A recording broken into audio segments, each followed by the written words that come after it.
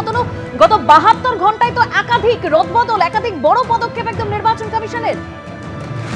দেখো একবারই তাই, এবং যেটা আজকে হয়েছে সেটা হচ্ছে দেখতেই পাচ্ছ, এই ডিএম চেঞ্জ নির্বাচনের ক্ষেত্রে অত্যন্ত গুরুত্বপূর্ণ। তার কারণ কি? তার কারণ হচ্ছে ডিএমরা ক্ষমতা বলে ডিইও অর্থাৎ ডিস্ট্রিক্ট ইলেকশন অফিসার। জেলার যাবতীয় নির্বাচন পরিচালনার দায়িত্ব এই ডিইওদের ওপর থাকে, অর্থাৎ যারা ডিএম মানে একদিকে ডিস্ট্রিক্ট ম্যাজিস্ট্রেট, তারাই আবার ক্ষমতা বলে ডিইও অর্থাৎ ডিস্ট্রিক্ট ইলেকশন অফিসার। এবং জেলার যাবতীয় নির্বাচন পরিচালনার দায়িত্ব এই ডিইওদের। একদম এসআইআর পর্ব যে চলছে, এই এসআইআরেরও যাবতীয় দায়িত্ব এই ডিইওদের। এখানে যেটা আমরা দেখতে পাচ্ছি যে আজকে 11টা গুরুত্বপূর্ণ জেলার ডিএমকে পরিবর্তন করে দেওয়া হলো, মানে পুরো প্রশাসনের অর্ধেক তুমি বলতে পারো চেঞ্জ করে দেওয়া হলো। এবং শুধু তাই নয়, 11টা গুরুত্বপূর্ণ জেলার ডিএমই নয়, এছাড়া কলকাতা উত্তর এবং দক্ষিণের ডিইও। যেহেতু কলকাতায় কোনো ডিএম নেই, কলকাতার যে ম্যাজিস্ট্রেটের পাওয়ার সেটা কলকাতা সিপিকে দেওয়া আছে, সেই কারণে যেহেতু কলকাতা ডিএম নেই, সেই কারণে কলকাতা উত্তর এবং দক্ষিণ কলকাতাকে দুটো ভাগে ভাগ করে সেখানে দুজন ডিস্ট্রিক্ট ইলেকশন অফিসারকে নিয়োগ করা হয়। এই দুজন ডিস্ট্রিক্ট ইলেকশন অফিসার তারা এখানে নির্বাচনের যাবতীয় দায়িত্ব পালন করেন, অর্থাৎ ডিএমরা যে দায়িত্ব জেলায় পালন করেন, কলকাতা উত্তর এবং দক্ষিণে নির্বাচনের ক্ষেত্রে ডিইওরা সেই দায়িত্ব পালন করেন। তার মানে সব মিলিয়ে 13 জন ডিইও ডিস্ট্রিক্ট ইলেকশন অফিসার নির্বাচনের যাবতীয় কাজকর্ম পরিচালনার দায়িত্ব এদের। যে এতদিন পর্যন্ত রাজ্য প্রশাসনের নিয়োগ করা যে সমস্ত অফিসাররা ছিলেন, সেই অফিসারদের মধ্যে 13 জন অফিসারকেই পরিবর্তন করে দেওয়া হলো। মানে সব মিলিয়ে তুমি বলতে পারো প্রায় রাজ্যের অর্ধেক ডিইওকে পরিবর্তন করে দেওয়া হলো। মানে এটা নির্বাচন কমিশনের একটা বড়সড় পদক্ষেপ। যাবতীয় খোল নলচে বদলে দিচ্ছে নির্বাচন কমিশন পুলিশ প্রশাসনের। একদম নির্বাচন যেদিন ঘোষণা হয়েছে, তুমি জানো রবিবার দিন, সেই দিনই রাতে বড়সড় সিদ্ধান্ত নির্বাচন কমিশনের তরফ থেকে নিয়ে সেই দিনই রাতে চিফ সেক্রেটারি এবং হোম সেক্রেটারি দুজনকে চেঞ্জ করে দেওয়া হয়।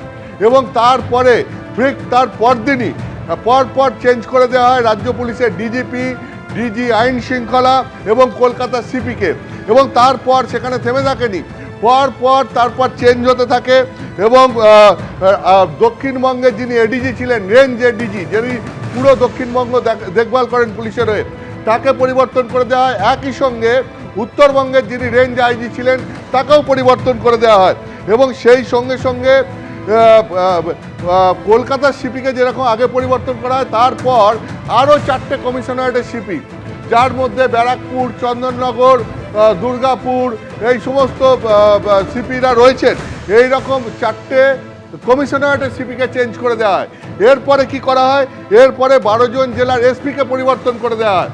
তারপর 5 জন ডিআইজিকে চেঞ্জ করে দেওয়া হয়। আর তারপর আজকে 11 জন ডিএম এবং 2 জন ডিইও কলকাতা উত্তর এবং দক্ষিণের ডিস্ট্রিক্ট ইলেকশন অফিসার, যারাও ক্ষমতা বলে ডিএম এর সমতুল নির্বাচনের ক্ষেত্রে, তাদেরকেও পরিবর্তন করে দেওয়া হলো। মানে একদিকে পুলিশ, অন্যদিকে প্রশাসন, পুরো নতুন অফিসারদের নিয়ে আসা হচ্ছে। নির্বাচন কমিশন যেটা করছে সেটা হচ্ছে যে একদম শীর্ষস্তর থেকে যারা মানে অপারেটিভ পার্টে রয়েছে, যাদের মূল কাজ হচ্ছে নির্বাচন পরিচালনা করা, এবং যারা পুরোটা মনিটর করেন, মানে সেই শীর্ষস্তর, chief secretary, home secretary, DGP, DG law and order, CP, সেখান থেকে যারা কাজটা করেন জেলা স্তরে বা শীর্ষ পদে রয়েছেন ডিএম বা ডিইও, এদের প্রায় অধিকাংশ অফিসারকে গত 3 দিনের মধ্যে জাতীয় নির্বাচন কমিশন পরিবর্তন করে দিল। ফলে এই রাজ্যে এর আগে বিগত যে নির্বাচনগুলো হয়েছে সেখানেও অফিসার পরিবর্তন হয়েছে। আইপিএস অফিসার, আইএএস অফিসারদের ভোটের আগে নির্বাচন কমিশনের দ্বারা পরিবর্তন করা এটা নতুন কোনো ঘটনা নয়। কিন্তু এবারে যেটা হচ্ছে, দুটো জিনিস। এক হচ্ছে ব্যাপক সংখ্যায় পরিবর্তন হচ্ছে, এই রকম ব্যাপক সংখ্যায় এর আগে আইপিএস অফিসারদের পরিবর্তন করা হয়নি, এটা এক কথায় নজিরবিহীন বলা যায়। 2 হচ্ছে একদম শীর্ষ পদ থেকে শুরু করা হয়েছে, chief secretary, home secretary, DGP, DG law and order, Kolkata CP, বিভিন্ন কমিশনারেটের সিপি, একদম শীর্ষ পদগুলো থেকে শুরু করা হয়েছে। এবং তারপরে এই পিরামিড স্ট্রাকচারের নিচের পর্যায়গুলোতে একের পর এক পরিবর্তন করা হচ্ছে। পুরো প্রশাসন এবং পুলিশের যে স্ট্রাকচারটা রয়েছে সেটাকে ধরে ধরে অধিকাংশ জায়গায় জাতীয় নির্বাচন কমিশন পরিবর্তন করছে। এর কারণটা কি? জাতীয় নির্বাচন কমিশনের তরফ থেকে এর ব্যাখ্যাটা কি দেওয়া হচ্ছে? এর ব্যাখ্যা দেওয়া হচ্ছে এটাই যে পশ্চিমবঙ্গে শান্তিপূর্ণ নির্বাচন করানো একটা চ্যালেঞ্জের সমতুল হয়ে দাঁড়িয়েছে। রীতিমতো চ্যালেঞ্জ কেন? তার কারণ বিগত কয়েকটা নির্বাচনে পশ্চিমবঙ্গে শান্তিপূর্ণভাবে নির্বাচন করানো যায়নি। সেটা লোকসভা নির্বাচনও করানো যায়নি, বিধানসভা নির্বাচনও করানো যায়নি। এবং জাতীয় নির্বাচন কমিশন খোঁজখবর নিয়ে দেখেছে যে কলকাতা সহ সারা রাজ্যে যে স্থানীয় নির্বাচনগুলো হয়, অর্থাৎ পুরো নির্বাচন বলতে পারো বা পঞ্চায়েত নির্বাচন বলতে পারো, সেগুলোতেও একের পর এক অশান্তির ঘটনা ঘটেছে, আইন শৃঙ্খলাজনিত সমস্যা ঘটেছে। ফলে এই রাজ্যে ভোট আর হিংসা এই দুটো শব্দ কোথাও গিয়ে একটা সমতুল হয়ে গেছে এবং এই নিয়ে জাতীয় নির্বাচন কমিশনকে বারবার প্রশ্নের মুখে পড়তে হয়েছে। সেই কারণেই এবার জাতীয় নির্বাচন কমিশনের তরফ থেকে একটা চেষ্টা করা হচ্ছে যে যাতে এই রাজ্যে শান্তিপূর্ণভাবে নির্বাচন করানো যায়, হিংসা রক্তপাত যাতে না ঘটে, সাধারণ মানুষ যাতে শান্তিপূর্ণভাবে ভোট দিতে পারেন। আর ঠিক এই ক্ষেত্রে রাজ্য সরকারের এবং শাসক দলের তৃণমূলের বক্তব্য হচ্ছে যে পুরো ব্যাপারটা যেভাবে করা হচ্ছে প্রথা ভেঙে করা হচ্ছে, কারণ এই সমস্ত অফিসার নিয়োগের ক্ষেত্রে রাজ্যের সঙ্গে আলোচনা করে নির্বাচন কমিশনকে সেগুলো ঠিক করতে হয়। এটা হচ্ছে প্রথা, নিয়ম নয়।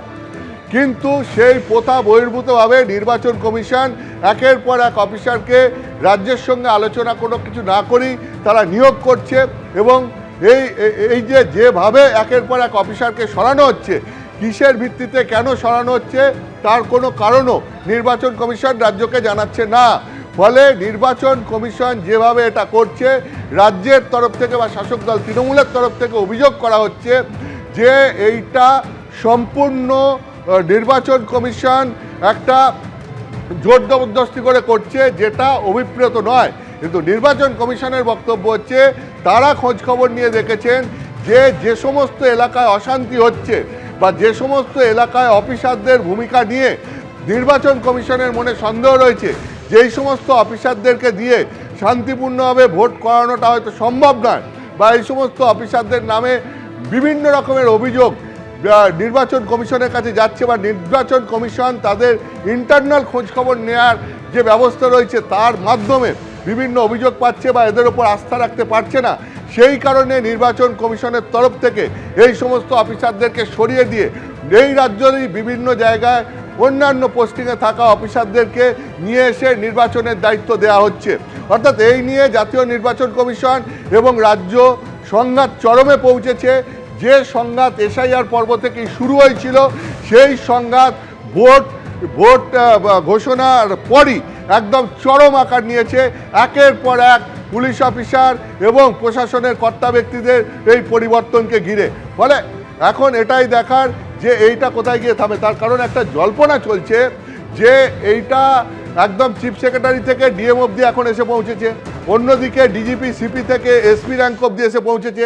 এখানেই এটা থামবে না, এরপরে ডিএম এবং এসপির এই পিরামিড স্ট্রাকচারের মধ্যে নিচের দিকে যে সমস্ত অফিসাররা রয়েছেন, অর্থাৎ এসডিও বিডিও প্রশাসনের দিক থেকে, পুলিশের দিক থেকে এসডিপিও ডিএসপি থেকে আইসি ওসি, এই সমস্ত পর্যায়েও ব্যাপক রদবদল হতে পারে এরকম একটা জল্পনা চলছে।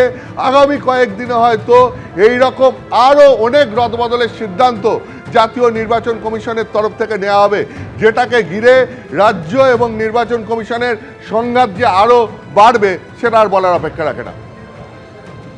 ধন্যবাদ অতনু। এবিপি আনন্দ, এগিয়ে থাকে, এগিয়ে রাখে।